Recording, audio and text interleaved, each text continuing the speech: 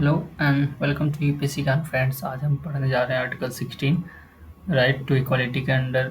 Article 14 to 18 में हमने article 14 and 15 पढ़ लिया है और आज पढ़ेंगे आर्टिकल 16। तो एक इन्फॉर्मेशन आपके लिए कि अगर आपका ऑप्शनल हिस्ट्री है तो आप हिस्ट्री ऑप्शनल हमारे चैनल पे देख सकते हैं। साथ ही साथ बेसिक्स के पॉलिटी और इकोनॉमी के भी कोर्सेज प्ले लिस्ट में जाकर देख सकते हैं।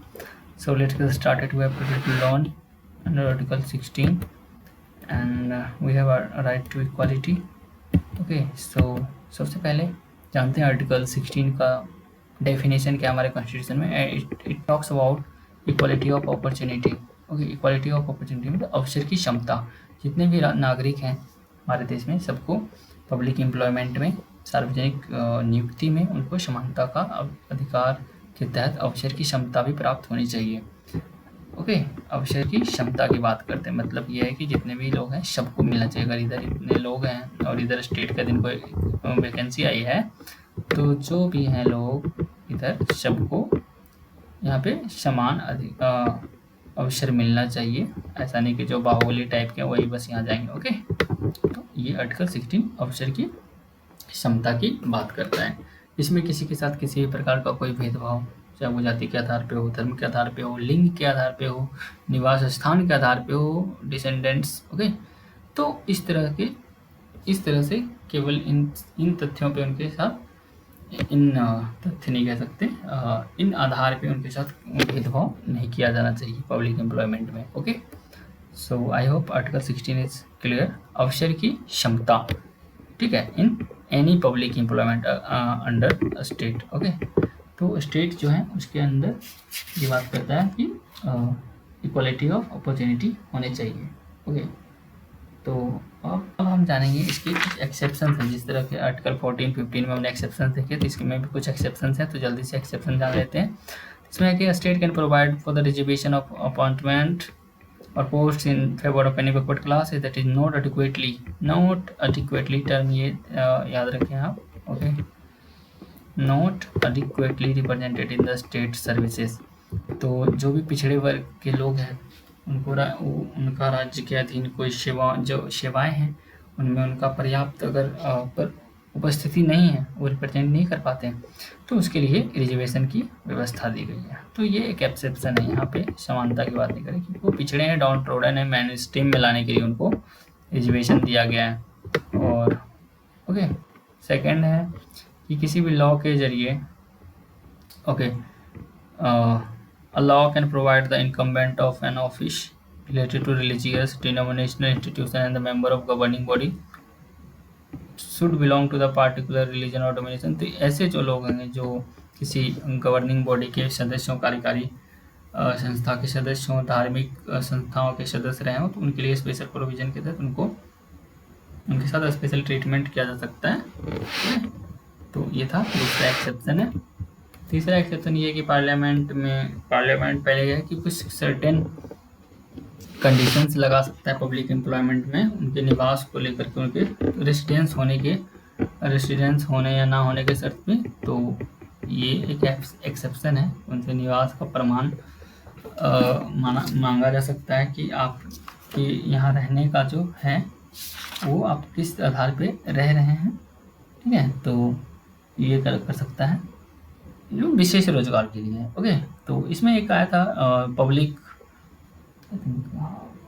एम्प्लॉयमेंट 1954 में एक एक्ट आया था, उसके तहत ये प्रोविजंस थे।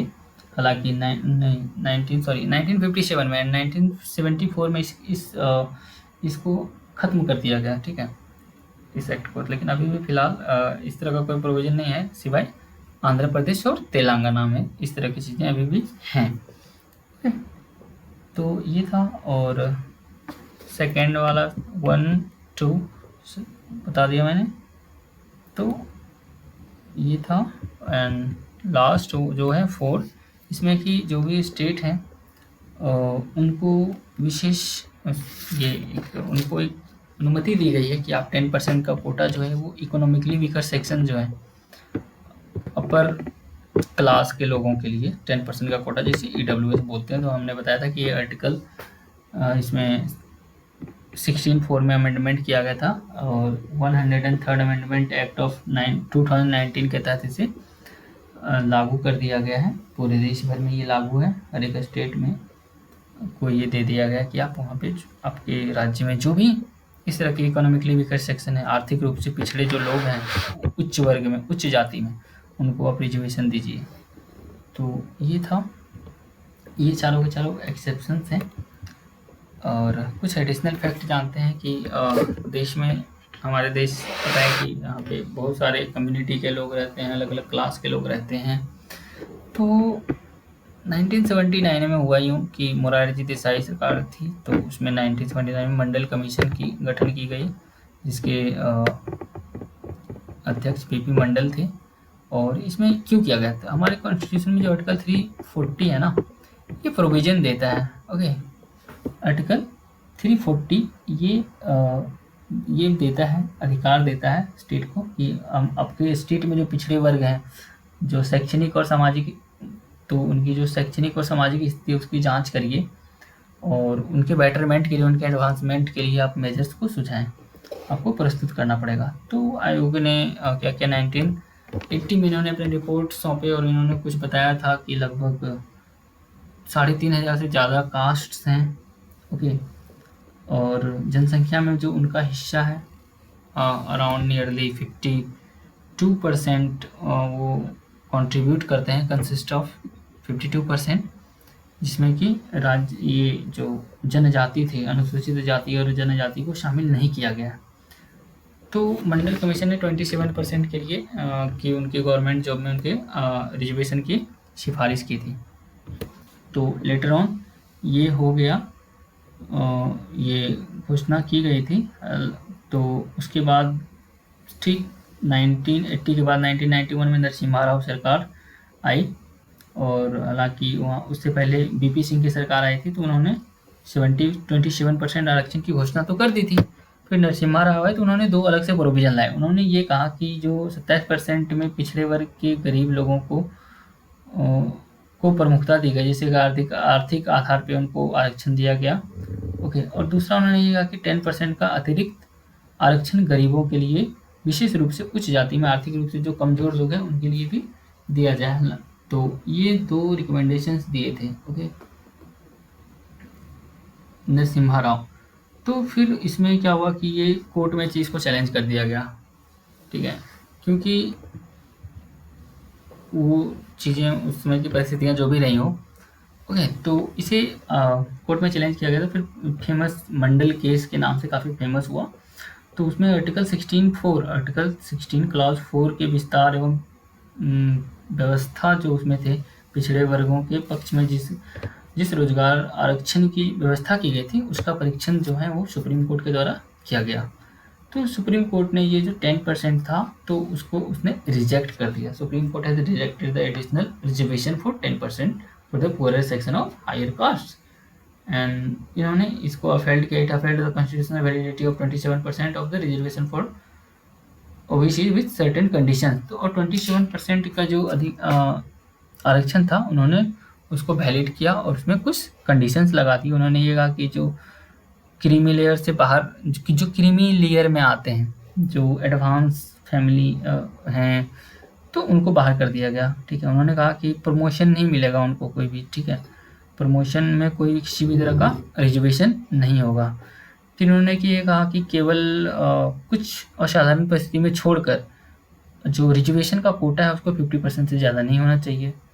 ठीक है, और फिर इसमें कैरी फॉरवर्ड लॉ लाए गए, जो रिक्त पद हैं वो आगे के लिए वैध रहेंगे। मतलब ये है कि अगर मैंने 500 अगर उनके लिए सीट्स थी, अगर 300 ही फुल हुआ तो वो 200 खत्म नहीं हो जाएगा, और नेक्स्ट जब कोई वैकेंसी आएगी तो उसमें 200 सेम टाइम पे उसको एड ऑन कर दिया जाएगा।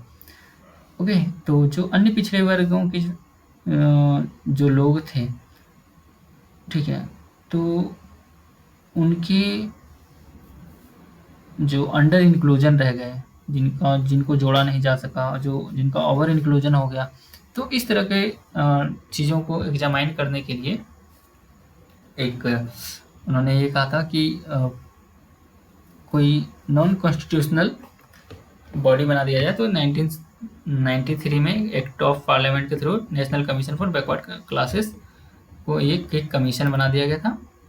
और फिर इससे क्या हुआ कि बाद में अभी 2018 में आर्टिकल 102 कॉन्स्टिट्यूशनल अमेंडमेंट के तहत इसे संवैधानिक दर्जा प्राप्त हुआ है।